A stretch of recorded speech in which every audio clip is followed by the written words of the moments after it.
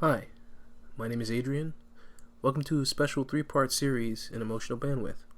For those of you who've been with me since the beginning, I want to thank you. And for those that are just jumping on with this episode or maybe a few episodes prior, I thank you too. For those particular people, I'm going to go over what I call the philosophy of emotional bandwidth. And in these three parts, I'm going to present 4 talking points that kind of illustrate and summarize the previous episodes that I did do. So if any of these talking points do interest you further, you can always go back in my archives and listen to the specific episodes that each bullet point is based on. But essentially, these points are the tenets of emotional bandwidth. I'm going to start with the first one, which is nothing is ever personal, and yet it is. We are all bouncing our feelings and emotions off of each other. But we should understand that our personal feelings have nothing to do with others. They have the potential to affect others in so much as they trigger or enact insecurities and dormant feelings in ourselves. We have to learn when we have these triggered feelings to recognize it, step back, and take a look and see, are these my feelings about me, or are they feelings of the person who has projected them onto me? If I understand that and start seeing stuff through that lens, I can actually slow things down and process them through my self-filter. My next point.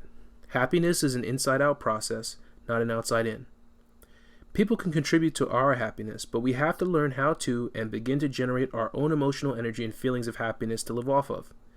If we continue to look for our happiness in the world around us and others, we will enter a feedback loop of constant need and validation from others we value and hold in high esteem. This opens up the potential for manipulation, misunderstandings, and disappointments that can be avoided if one just starts to generate and manifest their own happiness and fulfillment. People, family included, would then be allowed to contribute to one's happiness and not be solely responsible for it. My next point is about passion. Passion is a major ingredient to one's personal growth and success. Once we realize and lock in our personal goals, and not the ones placed on us by outside influences, parents, family, loved ones, and friends, we can then realize our truest self and start the process to finding that person and attending to their wants and their needs. It's important to note that this might be the hardest part of our development because it requires us to step back and away from long-held ideals about success and the things our parents and adults may have shown/taught us to find our own way and process. This doesn't mean discarding all of their teachings. In fact, you should file them away because what they have shown you will enhance your wisdom and understanding once you have found yourself.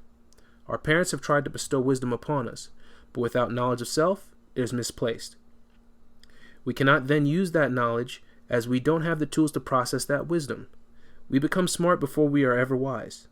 Don't mistake the two. And the last one for this week. It's important to be smart, but more important to take in and recognize wisdom. Recognize when we don't have all the information and be okay with that. It puts us in a state of learning and reception.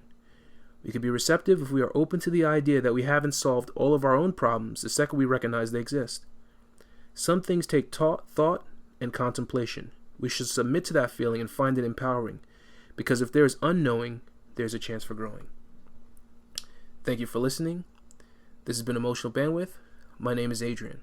If you'd like to hear any of these episodes or any of these thoughts in depth, you can go back in the archives to the first, I'd say, 7 or 8 episodes, and they're each named by their particular subject: passion, happiness, so on and so forth. As always, I appreciate you all listening. Thank you. See you next week.